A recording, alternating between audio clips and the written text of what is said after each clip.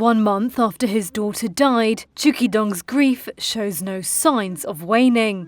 He has come to visit the urn containing the remains of his 24-year-old daughter, Yi-jin, who died in a deadly crush in the Korean capital Seoul in October. Cho has visited almost daily ever since she was laid to rest. "I'm so sorry," he says, over and over. Over 150 people died when revelers flooded the narrow alleyways of the nightlife district of Itaewon to celebrate the first COVID-19 restriction-free Halloween festivities in 3 years. Yi-jin was with 2 friends that night who also lost their lives. Cho works as a bus driver but has been on a leave of absence after his daughter's death. He says he is unable to sleep and feels helpless at being unable to save his only child. But his sorrow has slowly turned to anger. That's especially after transcripts of several emergency calls emerged detailing the hours before the accident.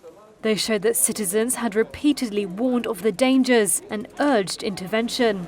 Police have faced stringent public criticism and scrutiny over its response to those calls. And an investigation is underway into authorities' overall handling of the crush. South Korea's President, Interior Minister and National Police Commissioner General have pledged to conduct a transparent investigation and to take necessary steps once it concludes. Cho says he has received guidance from the government on how he can be reimbursed for funeral costs and receive consolation money.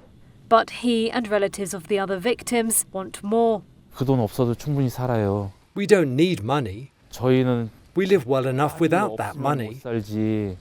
근데 That's not the way to console us bereaved families. 헤아리지도 못하고 We can't live without my daughter.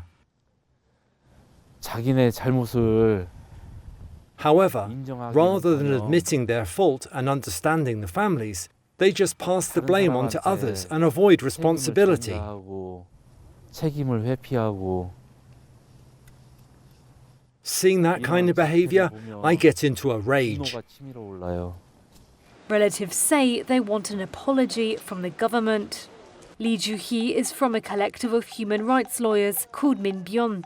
She says nearly 60 families have joined the campaign for justice.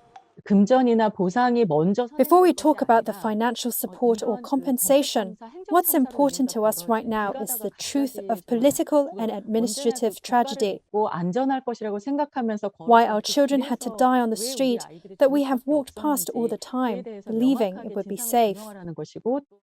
Cho says an apology and seeing those responsible punished would help reduce his anger.